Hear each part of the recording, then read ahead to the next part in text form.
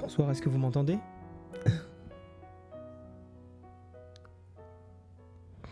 Ok, parfait. Je te remercie pour cette introduction.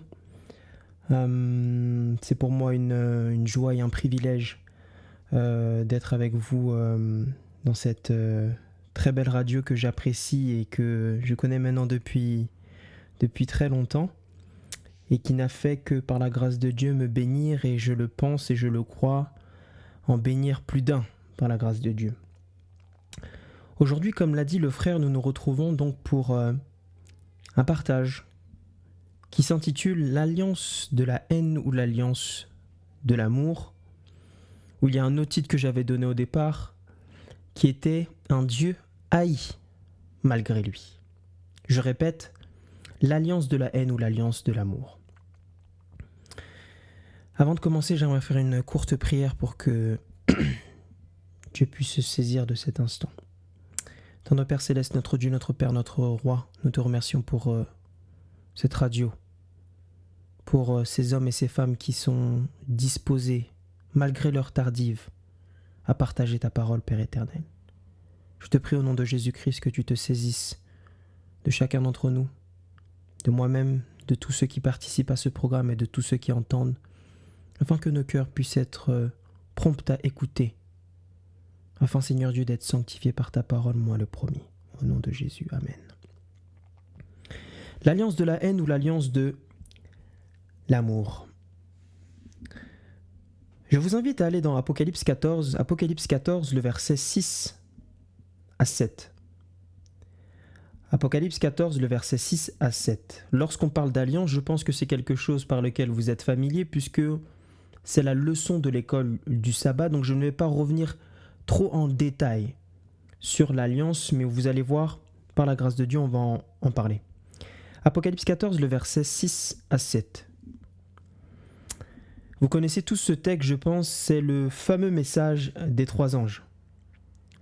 Et ici, on nous donne l'introduction, le verset 6, et on nous dit ceci: « Je vis un autre ange qui volait par le milieu du ciel, ayant un évangile éternel pour l'annoncer aux habitants de la terre, à toute nation, à toute tribu, à toute langue et à tout peuple. Il disait d'une voix forte: Craignez Dieu et donnez-lui gloire, car l'heure de son jugement est venue. Et adorez celui qui a fait le ciel et la terre et la mer et les sources d'eau. » Nous le savons ici à travers, mes frères et sœurs, le message des trois anges, que le conflit final, la grande controverse, est un conflit d'adoration. Adorer celui qui a fait le ciel et la terre et la mer et les sources d'eau, autrement dit, adorer le Créateur. La grande controverse est un conflit d'adoration entre Dieu et Satan. Par conséquent, je le répète, l'adoration est au centre de la grande controverse. Cependant, adore-t-on quelque chose que l'on n'aime pas? Peut-on adorer une chose que l'on haït? La réponse est non. On adore forcément ce que l'on aime. Ou on pourrait dire « j'aime, donc j'adore ». Autrement dit, mes frères et sœurs, l'adoration n'est qu'une conséquence de quelque chose que l'on appelle l'amour. L'amour vient avant l'adoration. Ce qui veut dire que la grande controverse n'est pas qu'une question d'adoration, comme on l'a souvent entendu, mais qu'elle est en réalité une question d'amour, soit pour Dieu, soit pour l'ennemi. Et donc la question centrale, la problématique de cette étude et de ce partage, de cette thèse que nous allons voir, la question centrale est la suivante: aimons-nous réellement Dieu? Aimez-vous Dieu? Amiel, aimes-tu Dieu? Et je suis sûr qu'à 99,99999% d'entre nous, nous dirions « oui, bien sûr, j'aime Dieu ». Et pour les plus courageux d'entre nous, nous bomberons même le torse. Et nous disons bien évidemment, j'aime Dieu. Et c'est d'ailleurs une bonne chose que d'aimer Dieu, mes frères et sœurs. Puisque nous savons qu'à plusieurs reprises, dans Deutéronome 6, le verset 5, l'Éternel nous invite à l'aimer de tout notre cœur, de toute notre âme et de toute notre force. C'est l'un des versets préférés de ma petite fille. Alors aimer Dieu, c'est une bonne chose. Mais le problème, c'est qu'il y a un hic. Je vous invite à prendre Matthieu 7, le verset 22 à 23. Matthieu 7, le verset 22 à 23.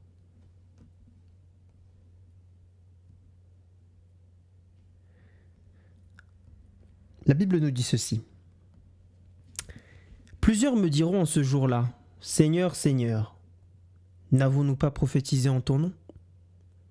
N'avons-nous pas chassé des démons par ton nom ? N'avons-nous pas fait beaucoup de miracles par ton nom ? Alors je leur dirai ouvertement, « Je ne vous ai jamais connu. Retirez-vous de moi, vous qui commettez l'iniquité. » Quelle déclaration choc que Jésus-Christ donne. Jésus-Christ est en train de dire à des personnes qui, à vue d'œil, ont travaillé pour lui.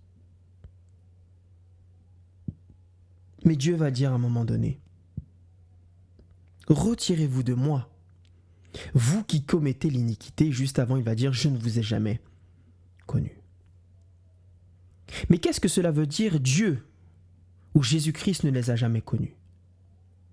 Qu'est-ce que cela implique réellement? Parfois, mes frères et sœurs, nous lisons la Bible sans réellement comprendre. Parce que nous ne nous attardons pas assez sur quelle était la pensée de Jésus à cet instant. Mais Dieu merci, nous avons la parole de Dieu qui s'explique par elle-même. Qu'est-ce que Dieu voulait dire lorsqu'il disait « Je ne vous ai jamais connu » puisque c'est quand même Dieu, le Dieu de l'omniscience, de l'omnipotence. Est-ce que Dieu mentait? Je vous invite à aller dans 1 Corinthiens 8, le verset 3. 1 Corinthiens 8, le verset 3. Dans 1 Corinthiens 8, le verset 3, c'est Paul qui s'adresse à Corinthe, leur première lettre. Et il va parler dans le contexte direct d'autres choses, notamment des aliments, des gens qui sont faibles dans la foi, etc. Mais le verset contient un principe qui peut être utilisé partout dans la Bible. La Bible nous dit, si quelqu'un aime Dieu, celui-là est connu de lui. Waouh!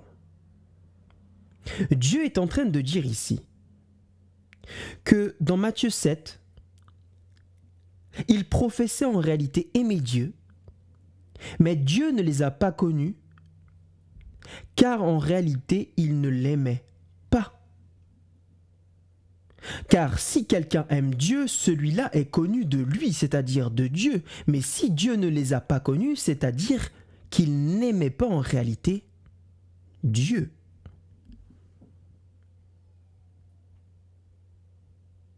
Dieu est simplement en train de dire dans Matthieu 7 que ces personnes-là qui sembleraient à vue d'œil ont fait tant de choses pour lui, ne l'aimaient pas réellement. Alors on pourrait dire à Dieu légitimement, mais Seigneur, ces personnes étaient-ils si mauvaises que tu leur dises de se retirer carrément de toi et que de dire carrément qu'ils commettaient l'iniquité, c'est quand même assez fort, non? Ces personnes-là ont quand même fait ton œuvre. Ce sont même des chrétiens, puisque tous les termes qui sont utilisés, prophétiser, chasser des démons, faire des miracles, ce sont des termes comment? Chrétiens, théologiques, bibliques. En rapport avec le supernaturel ou le surnaturel. Alors pourquoi as-tu dit qu'ils ne t'aimaient pas? Aimer Dieu ou pas, mes frères et sœurs, et nous allons le voir, est beaucoup plus subtil, beaucoup plus profond que l'on pense. Et nous allons par la grâce de Dieu essayer ici de comprendre un peu plus cette notion d'amour pour essayer de voir où nous en sommes individuellement avec Dieu. Voyons voir quelques exemples dans la Bible où justement cette grande controverse de l'amour, c'est un autre titre que je voulais donner à cette prédication, la grande controverse de l'amour, nous allons essayer de voir quelques exemples et notamment le premier exemple que nous avons qui est celui d'Adam et Ève. Je vous invite à aller dans Genèse 3, le verset 17 à 18. Et vous connaissez tous cette histoire, la chute de l'humanité, le frère l'a très bien résumé tout à l'heure.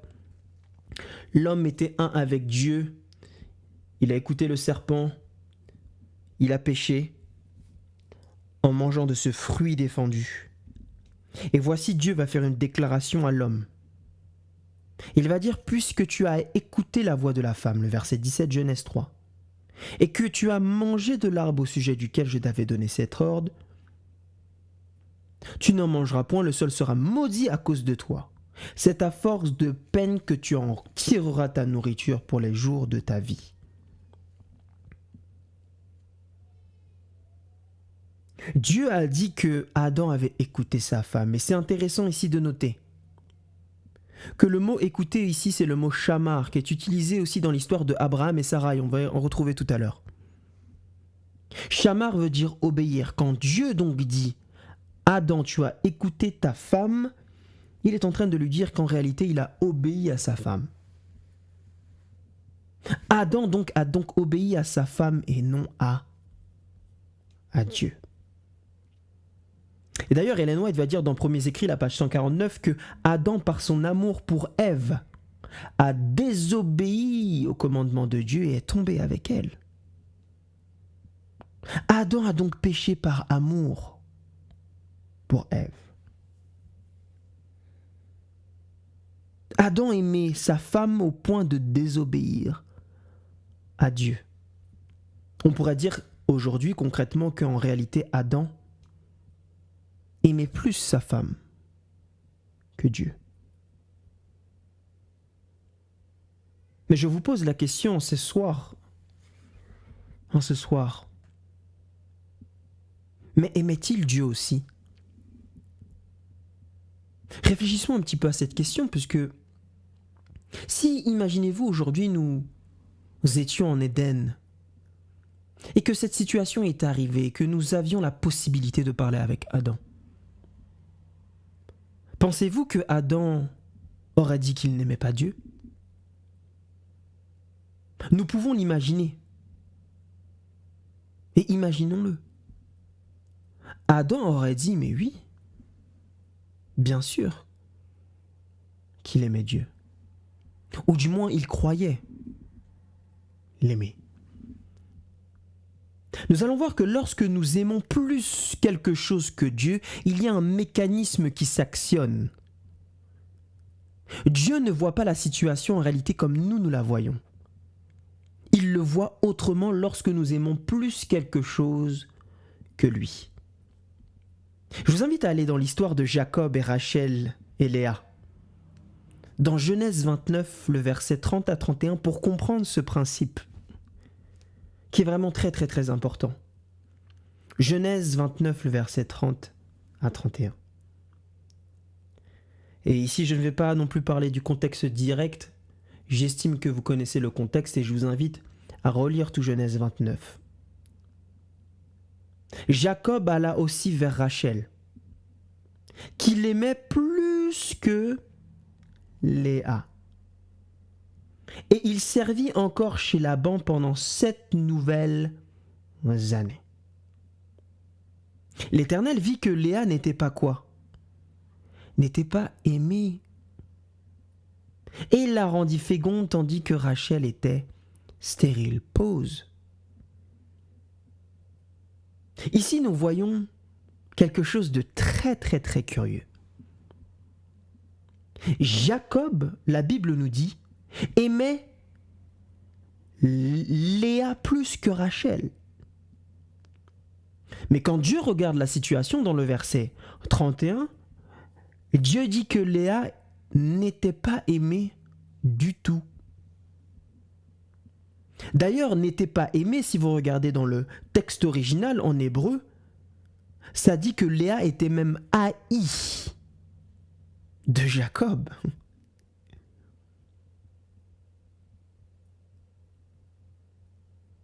Quelque chose vraiment de très curieux. Jacob pensait aimer plus Léa que Rachel, mais Dieu voit ça comme Jacob qui haït complètement Léa.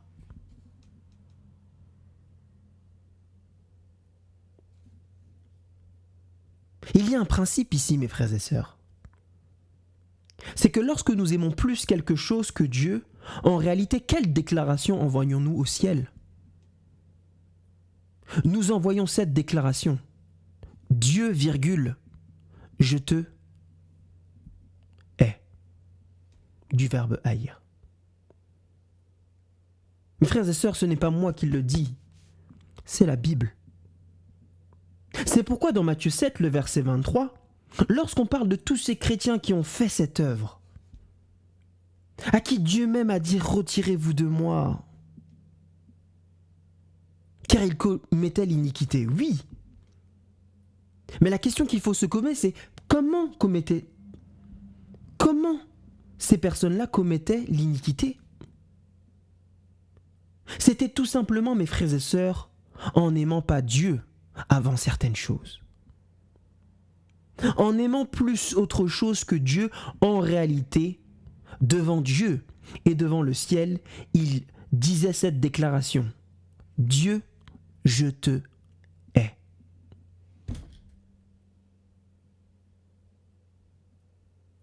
Vous imaginez? C'est d'ailleurs pour ça que un texte qui fait tellement controverse dans le christianisme, alors que c'est un texte en réalité qui s'explique par un autre texte. La Bible nous dit dans Luc 14, le verset 26, c'est un texte sans doute que vous avez déjà entendu. Si quelqu'un vient à moi, et s'il ne hait pas son père, sa mère, sa femme, ses enfants, ses frères et ses sœurs, et même sa propre vie, il ne peut être mon disciple. Et les gens prennent ce texte-là en disant, mais waouh, qu'est-ce que Dieu est en train de dire? Dieu est un Dieu méchant. Mais non, mes frères et sœurs. Si vous avez compris le principe que nous avons vu dans l'histoire de Rachel et Jacob, qu'est-ce que Dieu a voulu dire? Dieu a voulu simplement dire que celui qui aime plus son père, ou sa mère, ou sa femme et ses enfants, ses frères et ses sœurs, et même sa propre vie, plus que moi, n'est pas digne d'être mon disciple. Principe ici. C'est d'ailleurs pour ça que dans Matthieu 10, le verset 37, la Bible va exactement dire la même chose que ce que nous avons vu comme principe. Dans Matthieu 10, le verset 37, c'est le même texte que Luc nous dit dans Luc 14, le verset 26, qui est simplement expliqué du point de vue de Matthieu. Il va dire ceci, Matthieu 10, le verset 37. Celui qui aime son père ou sa mère plus que moi n'est pas digne de moi. Et celui qui aime son fils ou sa fille plus que moi n'est pas digne de moi. Vous voyez, mes frères et sœurs, le principe? Lorsque l'on aime quelque chose, même si c'est quelque chose de légitime, et là dans Matthieu 10, le verset 37, on ne parle pas d'un péché ici. On parle simplement de désir légitime, celui d'aimer ses parents, ceux qui nous ont donné la vie par Jésus. Son fils, sa propre progéniture, c'est légitime.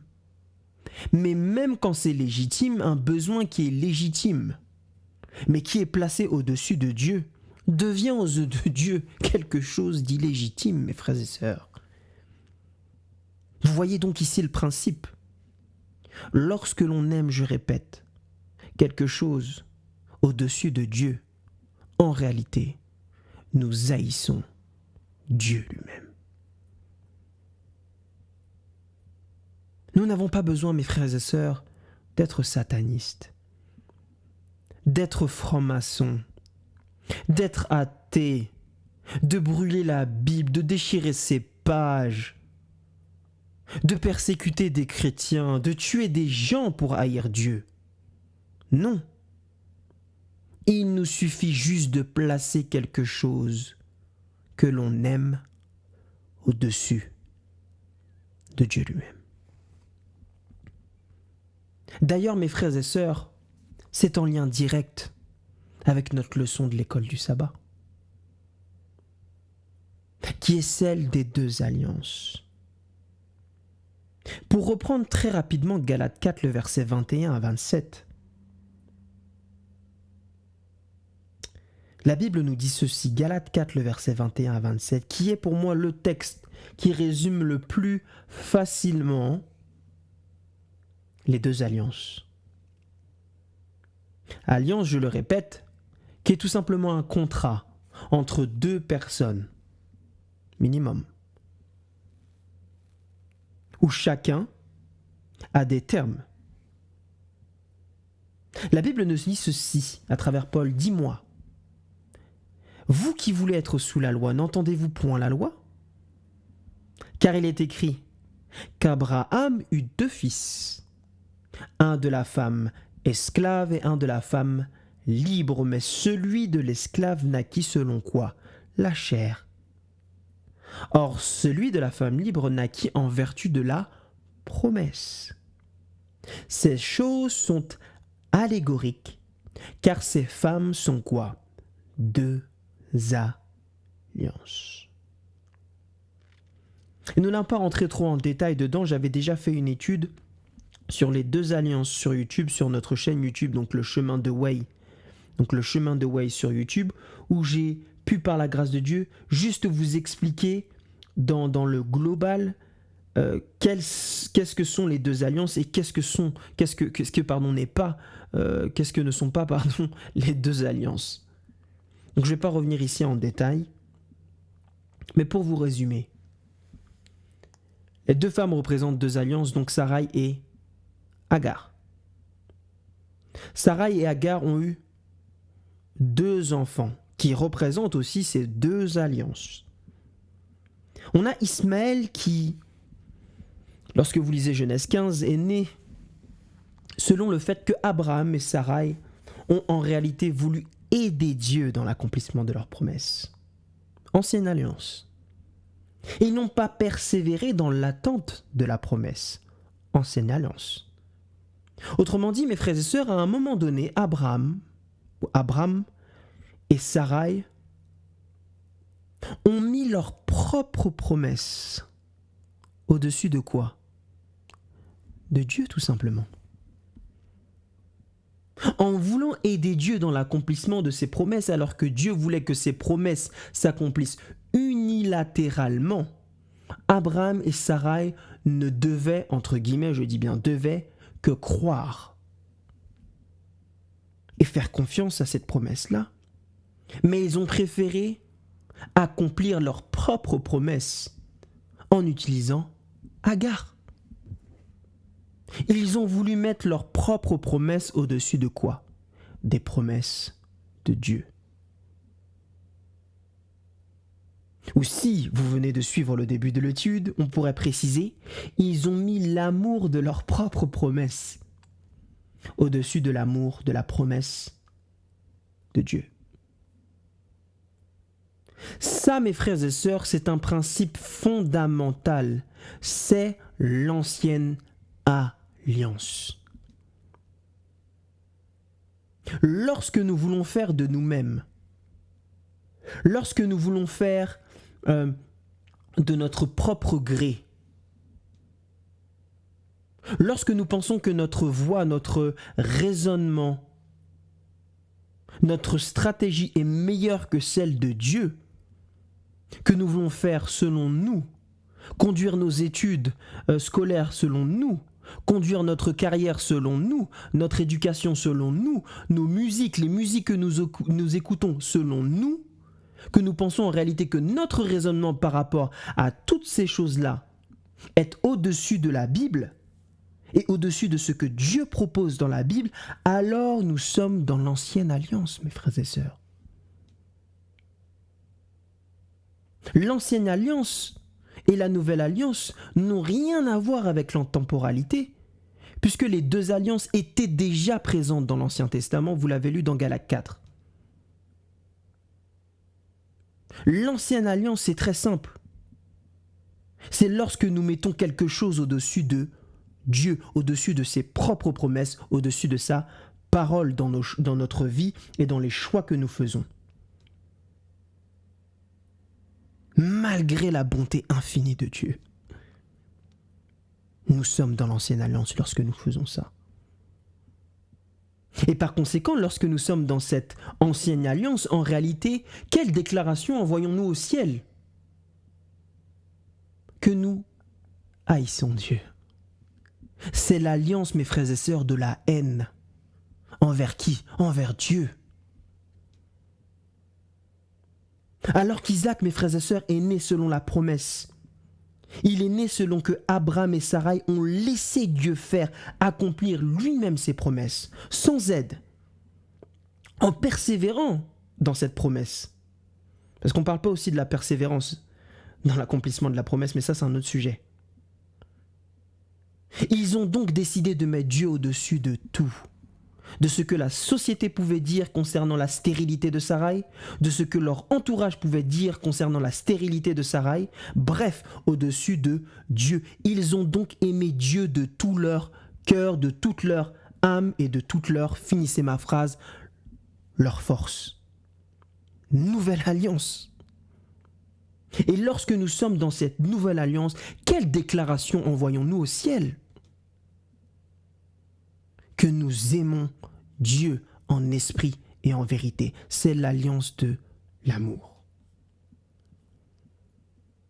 Rappelez-vous dans Deutéronome 7, le verset 9, Dieu disait ceci: chasse donc que l'Éternel ton Dieu qui est Dieu, ce Dieu fidèle garde son alliance jusqu'à la 1000e génération envers ceux qu'il aime et ceux qui observent ses commandements, l'alliance de l'amour. Mes frères et sœurs, Dieu est l'être le plus haï sur cette terre. Et nous pensons souvent que c'est par les gens du monde, mais mes frères et sœurs, c'est aussi par son propre peuple. Par des chrétiens qui professent l'aimer, mais qui en réalité, s'ils sont sous la nouvelle alliance, envoient quelle déclaration au ciel? Qu'ils haïssent malheureusement Dieu. C'est pourquoi Jésus-Christ va dire, rappelez-vous, lorsqu'il était sur la terre, dans Jean 23, le verset 24 à 25, je vais un petit peu vite pour terminer. Mais cela est arrivé afin que s'accomplisse la parole qui est écrite dans leur loi, parlant des pharisiens. Ils m'ont haï sans quoi? Sans cause. Dieu, mes frères et sœurs, lorsque nous sommes dans l'ancienne alliance, est haï sans cause. Alors ma question est simple. Aimez-vous réellement Dieu? Parce que cette réponse-là déterminera notre avenir, notre destination. Avez-vous, mes frères et sœurs, et moi-même, est-ce que j'ai encore des choses dans ma vie qui passent devant Dieu? Est-ce peut-être l'opinion de votre employeur? Je vous donne un exemple. Votre employeur vous demande de travailler très tard le vendredi soir alors que vous savez que lorsque le soleil est couché, qu'est-ce que vous faites? Ou votre poste change, on vous demande de travailler une fois par semaine, qu'est-ce que vous faites? Est-ce que c'est peut-être l'opinion de votre propre famille? Par exemple, vous ne voulez pas vous marier, mais votre famille insiste. Alors que vous savez très bien que Dieu ne vous a rien dit du tout. Que vous n'êtes pas encore mature pour envisager le mariage. Voulez-vous, mes frères et sœurs, peut-être être missionnaires, servir Dieu, mais dans votre entourage, on vous dit « Mais non, finis d'abord tes études. Fais d'abord ta propre carrière, et ensuite on verra pour Dieu. » Est-ce peut-être une relation, amicale ou amoureuse? Est-ce les réseaux sociaux, la télévision, la pornographie? Est-ce même vous-même, le culte de vous-même, le sport, votre image? Bref, dans quelle alliance êtes-vous?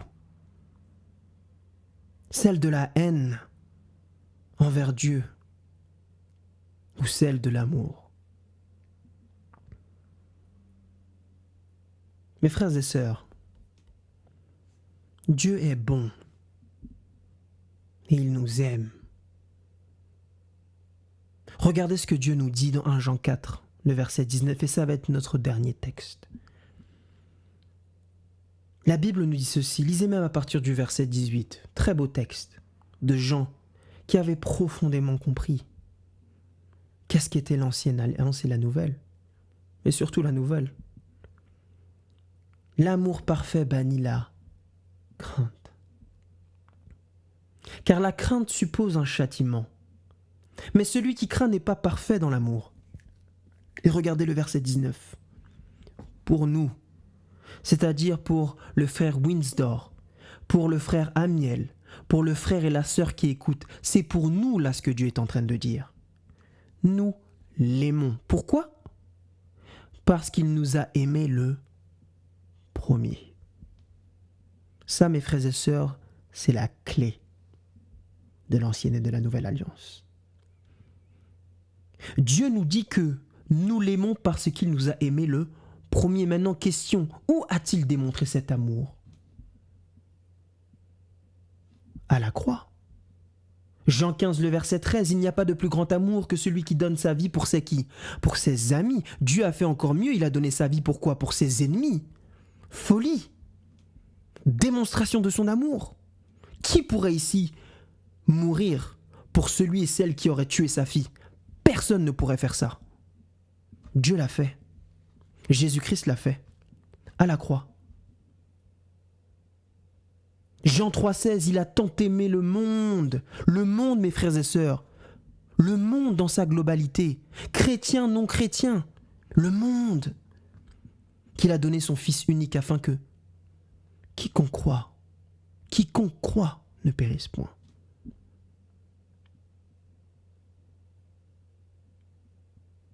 Donc vous voyez, nous l'aimons parce qu'en réalité, il nous a aimés le premier. Autrement dit, il a démontré cet amour où ?